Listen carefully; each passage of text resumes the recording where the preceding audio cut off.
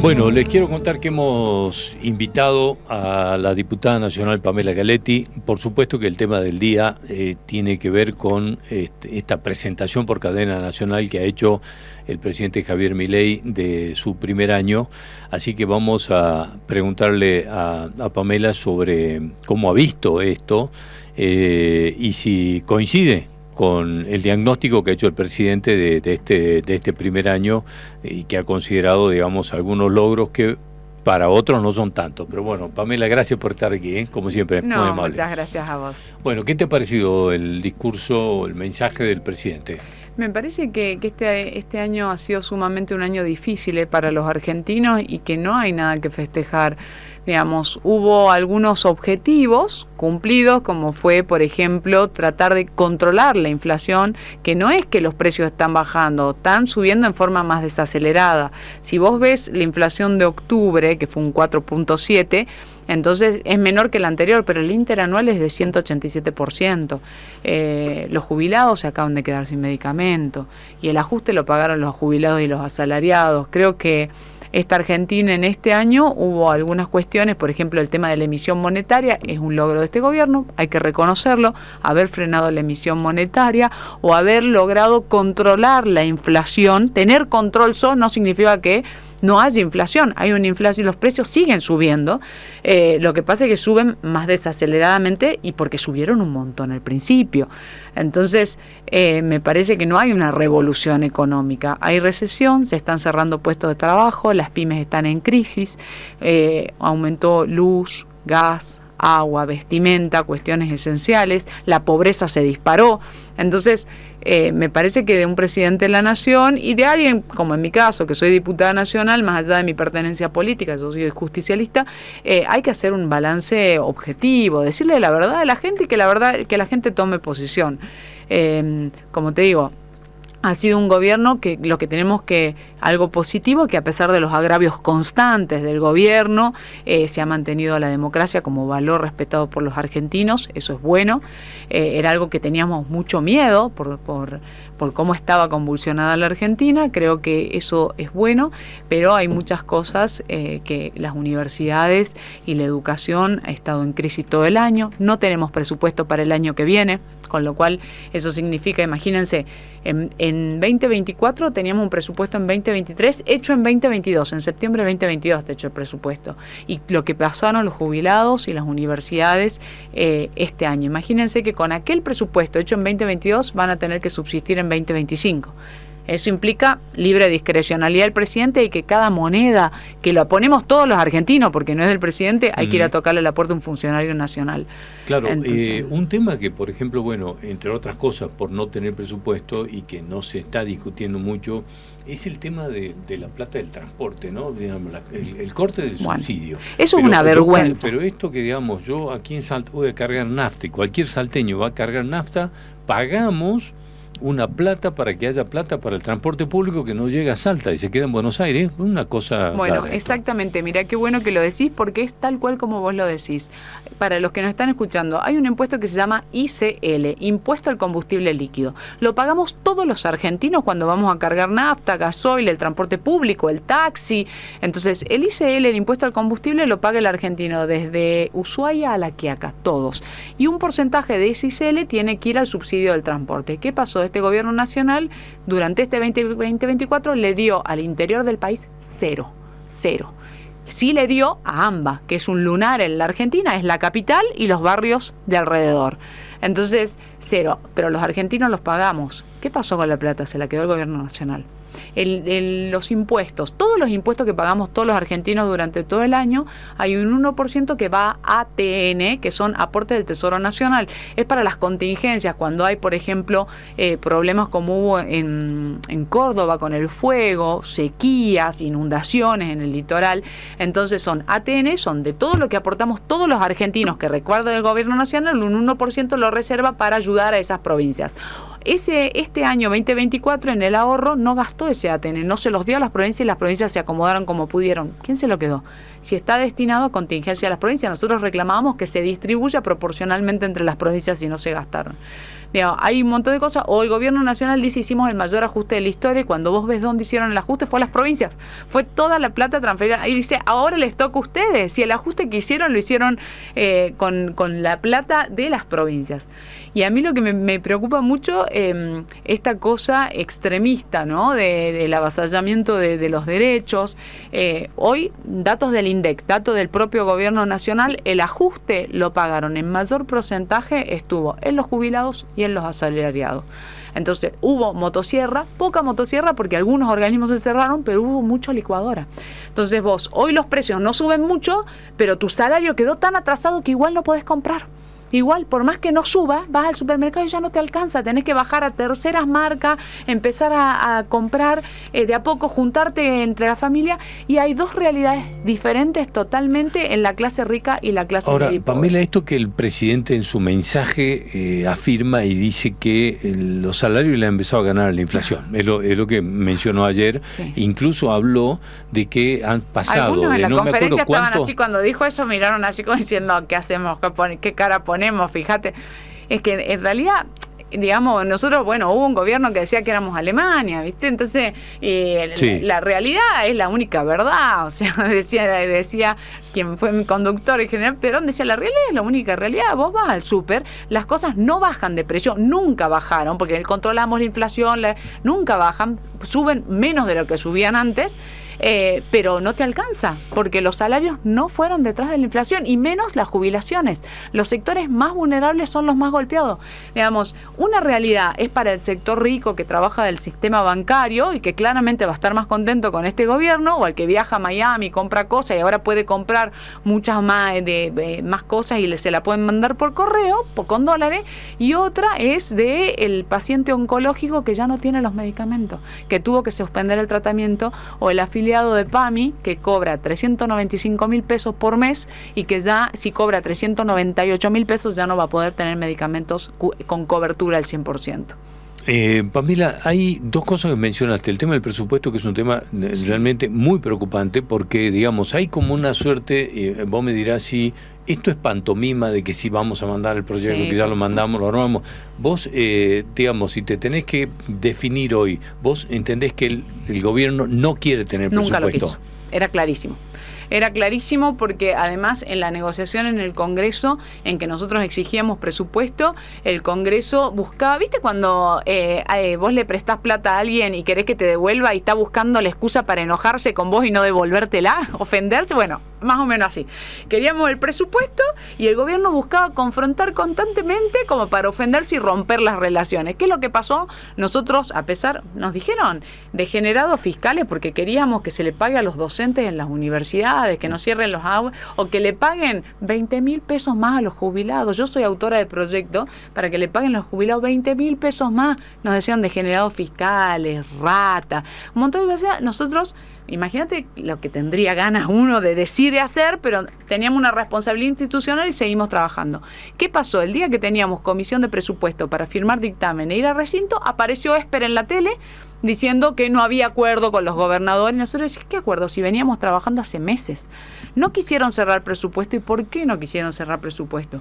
Porque cuando vos no cerrás presupuesto, aplicás un presupuesto de años anteriores. Uh-huh. Si tenías un determinado presupuesto, no sé, 100.000 millones para determinadas obras, fuerza de seguridad, justicia federal, programas nacionales de salud, por ejemplo el Garraham y otro tipo de hospitales, entonces tenías todo previsto ese año. Primero se te licúa por inflación, porque todo, o sea, vos tenías asignado 100.000 por un determinado monto.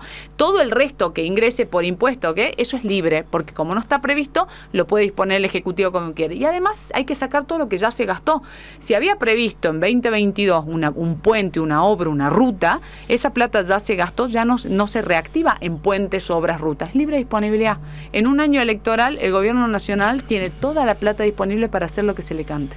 Es decir, ¿entendés que esto va a tener una utilización electoral? No tiene ninguna duda, o sea, por lo menos va a tener una utilización absolutamente discrecional. Eso es objetivo, no es una cuestión. Va a ser absolutamente discrecional porque no hay una ley del Congreso que te diga quiero que le pagues al que inviertas en educación pública universitaria esto, que inviertas en fuerzas de seguridad para combate del narcotráfico esto, que inviertas en la justicia federal para aceleración de los procesos. Eso no hay una ley. Entonces el Ejecutivo va a invertir lo que se le cante, le dará a las provincias que son más amigas, a las que no son más amigas, como ha funcionado siempre.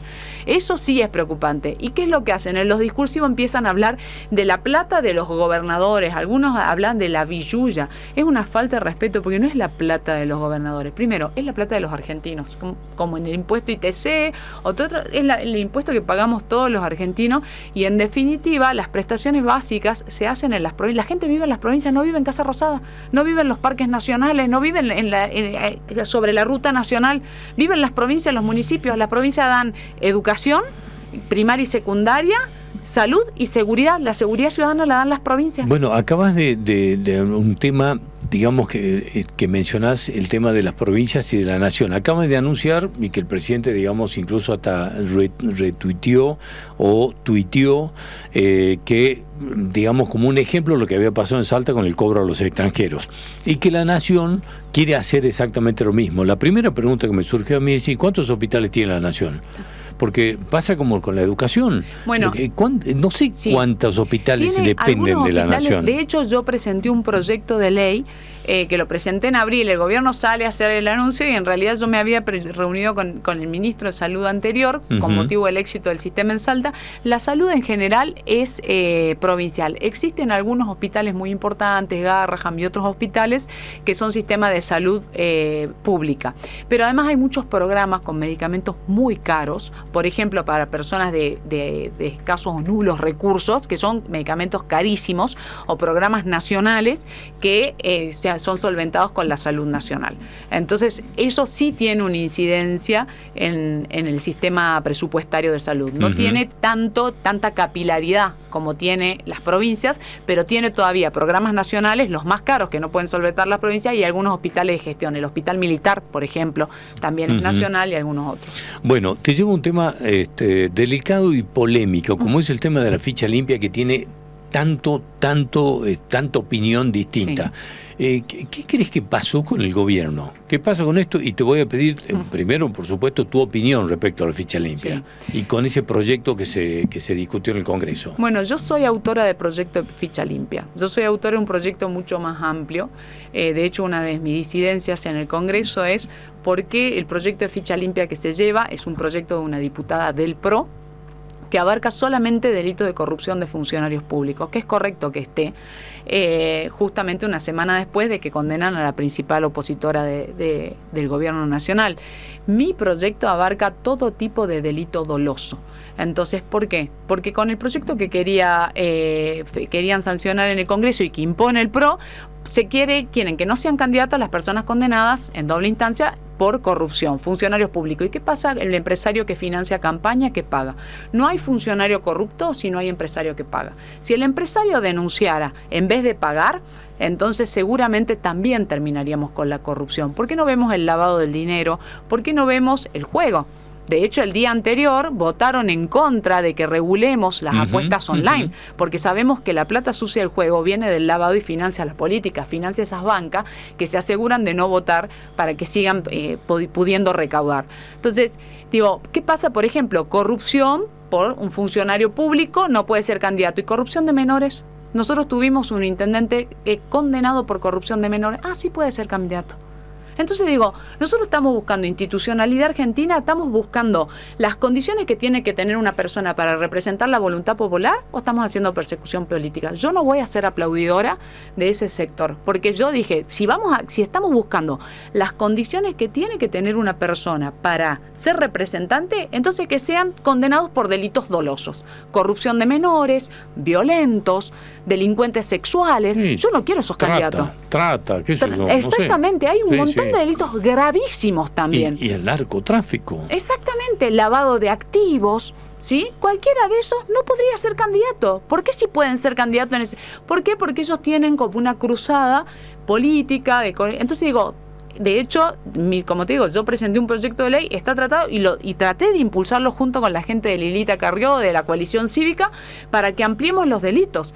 El funcionario corrupto no puede ser candidato, pero tampoco el que le financia la campaña. ¿Y quién no quiere eso, Pamela? ¿Quién no quiere que, digamos, se abarque a cualquier persona condenada por delito doloso? Y lo que pasa es que no lo dicen, pero en definitiva, no, cuando trataron el proyecto y salió el dictamen, no conseguíamos las firmas. Firmó el PRO, la Libertad Avanza, firmaron para ese dictamen reducido a los funcionarios públicos corruptos. El corruptor de Monero, el delincuente sexual, como el libertario de Misiones, que le encontraron fotografía de material de abuso sexual infantil, no queda encuadrado.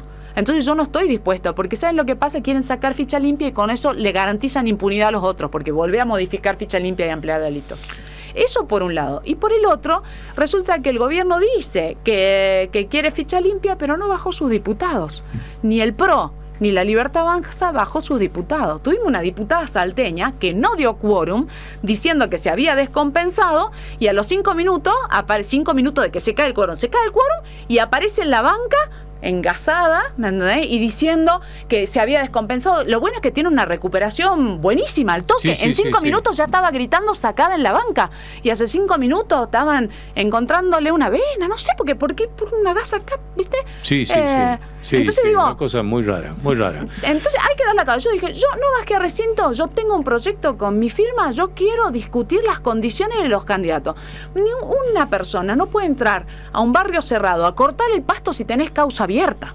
Te piden un certificado de buena conducta. No puedes entrar a trabajar en el Estado ni administrativo, ni abogado, ni ordenanza, si no tenés un certificado de buena conducta. Y acá, para ser candidato y representar la voluntad del pueblo, puede cualquiera. Pamela, tengo una pregunta de una cosa que me llama mucho la atención y que tiene que ver con esto, porque tiene que ver con la evasión. Digamos, me llamó mucho la atención el cambio de actitud que ha tenido el presidente Milei primero, después gente de la Libertad Avanza, cuando arrancó hablando del señor del tabaco, que estamos hablando de Otero, que evade miles de millones de pesos con una compañía tabacalera. Y pasaron de pronto a acusarlo, a darle como protección, y del tema nunca más se habló. ¿Qué pasó con esto? Bueno, eso fue muy notorio porque en el proyecto originario de ley bases, el gobierno pone un artículo para que pague el señor tabaco y otras, porque hay otras tabacaleras que se esconden detrás del señor tabaco y evaden. Por ahí, para los que nos están escuchando, en Argentina hay 7 provincias tabacaleras. Para nosotros Salta es importantísima la familia tabacalera. Entonces, como economía regional y por la cantidad de puestos de trabajo y de familias que sustenta. Cada paquete de cigarrillo, como es un producto nocivo a la salud, la Organización Mundial de la Salud dice que tiene que tener un componente impositivo alto. Nosotros lo que queríamos era subir el componente impositivo. Ese impuesto va a todas las provincias, no solo a las tabacaleras, porque es un impuesto que se coparticipa. Además va un porcentaje al ANSES, a nuestros jubilados, y además iba a las familias tabacaleras al Fondo Especial de Tabaco. ¿Quién lo paga? Las empresas tabacaleras, la gran mayoría, compañías multimillonarias o que se autoperciben pyme, pero son multimillonarias, digamos, y que entonces ellos tenían que pagar para todas las provincias, la familia tabacalera y el ANSES, un impuesto, avalado incluso por la Organización Mundial de la Salud, que son las políticas fiscales a productos nocivos. El gobierno nacional, por gestiones que hicimos, pone en el primer proyecto de ley este artículo gravando más fuertemente los paquetes de cigarrillos. En el medio de las negociaciones, el presidente sale y dice, habla de valijas, gravísimo, de coimas, de diputados que cobrarían de las tabacaleras, y de repente desaparece el artículo, lo sacan. Cuando llegamos a recinto y vemos que lo sacan, ahí tengo una excelente relación con Juan Manuel López, que es de la coalición cívica, trabajamos ficha limpia y tabaco también con él. Entonces cuando lo sacan, nosotros decimos, queremos saber, pero el presidente de la Nación habla de valijas, coimas, valijeros, de aprietes a los diputados por el tabaco, y ahora ellos lo sacan. Bueno, votaron en contra, incluso los 3 diputados libertarios de Salta votaron en contra de la familia tabacalera. No se entiende, los 3 diputados de Salta son egresados de la Universidad Nacional de Salta, votaron en contra de la Universidad Nacional de Salta. Yo entiendo que vos tenés una pertenencia partidaria y un determinado posicionamiento, pero lo que tenés que entender que vos sos, por constitución, representante del pueblo de la provincia de Salta. Entonces, ese es tu mandato. Más allá de que entres por un partido o que tengas una afinidad política, que te financien la campaña para la renovación de tu banca, tu partido, o que te promuevan a otro cargo de diputado o senador, digamos, tu obligación moral y legal es con la Constitución y con el pueblo de Salta. Bueno, y aquí viene una pregunta ya de tinte específicamente político, porque estamos ya entrando en un año electoral. El tema es, ¿cómo reaccionás vos o cómo ves los análisis que hay de que hay una oposición disgregada, desteñida, y que el gobierno, a partir de esta suerte de diáspora de la oposición, navega en aguas tranquilas y va haciendo lo que tiene ganas? ¿Cómo te parás en la oposición y cómo, digamos, en ese rol de oposición terminás votando algunas leyes del gobierno? Se habla obviamente de gobernabilidad, pero bueno, aquí siempre después se termina acusando, ¿no? Arreglaron, apretaron a los gobernadores apretaron a los diputados nacionales, digamos, todo esto que se especula después de que se apruebe o no una ley. ¿Cómo ves este terreno tan, digamos, convulsionado de la política? Bueno, hay cosas muy graves. Lo del senador de Entre Ríos, Weider, que aparezca con $200.000 en Paraguay, que no puede justificar, y que siendo del peronismo se dé vuelta y volte con los libertarios, es gravísimo. Yo creo eso va a ser tratado mañana en Senado. A mi criterio merece la expulsión.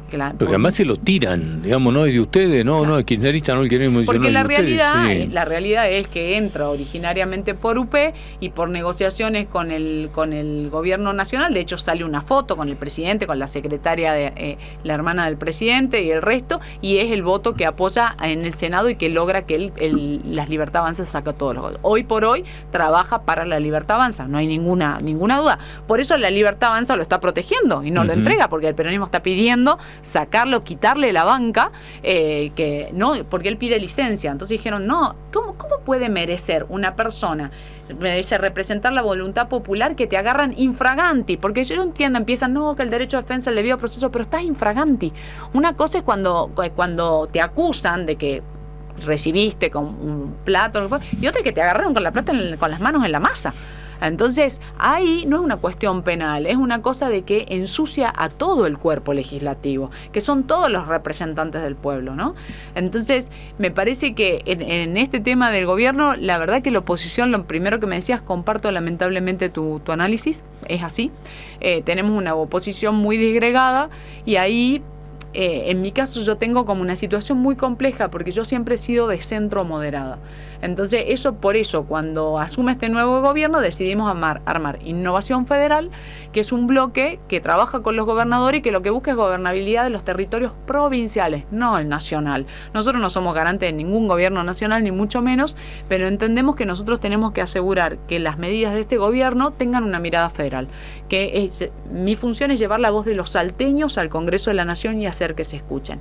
En un lugar como el Frente Grande de UP, era todo que no, todo apedrear porque viene el presidente, y en un lugar de los libertarios votan en contra de la UNSA, en contra de la familia tabacalera, en contra de los jubilados. Entonces, por una obediencia partidaria con conducciones estrictamente porteñas. En ese contexto nosotros decidimos armar un bloque que pueda tener la independencia de analizar objetivamente cada una de las medidas en que favorece o perjudica a nuestros votantes, que es el pueblo de la provincia de Salta, el pueblo de Misiones y el pueblo de Río Negro. Somos los diputados que conformamos Innovación. Bueno, ¿cómo te parece que está cerrando el año de esto que fue realmente durísimo, ¿no? Un ajuste duro, pero que además empezó para Salta muy mal, porque le cortaron toda la obra pública, cortan el incentivo docente, no sé, no vamos a enumerar todo ahora. Todo.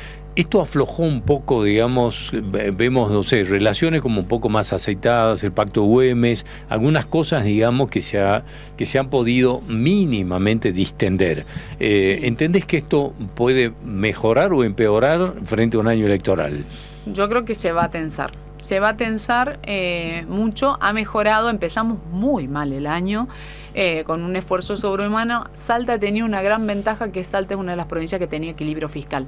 Entonces, el gobierno de Gustavo Sáenz viene ya con 5 años sostenido de equilibrio fiscal. Entonces, muy loco, porque esto que el gobierno nacional anuncia con bombas y platillos, la gran revolución, en el gobierno de la provincia de Salta lo tenemos hace años. Nosotros vivimos con equilibrio fiscal, no gastamos más de lo que tenemos. Esto nunca, no es que siempre fue así. Tenemos un gobierno responsable que equilibró las cuentas y así vivíamos. Entonces digo, este gran festejo, a veces, viste, desde Salta nos comemos el discurso de porteño y los salteños tenemos equilibrio fiscal, esto que están festejando con bombos y platillos, nosotros vivimos de esa manera. Creo que al haber tenido equilibrio fiscal y las cuentas ordenadas hizo que todo el recorte tremendo que hizo Nación, como te digo, de medicamentos oncológicos. El otro día hablaba con la Secretaría de Discapacidad, no tenemos un andador, un bastón para la gente, cuestiones prótesis de gente que se tiene que operar. Entonces, todo eso, el plan Sumar que Nación debería mandar, porque si bien la salud es provincial, hay un plan que es para el centro de salud que manda la Fondo Nación, porque Nación recauda la plata, no es que es plata de Nación, esa es la parte que Nación cree que son los dueños. La plata viene de cada uno de nosotros, cada vez que vamos al kiosco a comprar, claro, tenemos impuestos, prendemos la luz, pagamos impuestos, bueno, eso lo recaudan ellos y lo tienen que devolver, no la están devolviendo. Entonces, Salta, con un gran esfuerzo del gobierno de la provincia de Salta, el gobernador y su equipo, pudo mantener este año, mejoramos un poco las relaciones al final y esperamos el año que viene que entiendan que hay cosas, por ejemplo, el narcotráfico, el problema de la frontera es competencia por Constitución de Nación. Entonces hay cierta gente que aprovecha, hace proselitismo, entonces se va a la frontera y se filma acá en la frontera. ¿Qué hiciste? ¿Fuiste a la frontera a filmar un TikTok? ¿En serio? ¿Esa es tu labor? Yo presenté en el Congreso de la Nación un programa CIRAM, un sistema integrado de radarización aeroespacial para todo el norte. Llevemos gendarmes, llevemos lanchita, todo lo que quiera, pero si vos no tenés radarizada la frontera en el año 2025... Sí, es un colador. Es un colador. Pamela, gracias por venir. Muchas gracias. Como siempre, muy amable. Nosotros ya volvemos.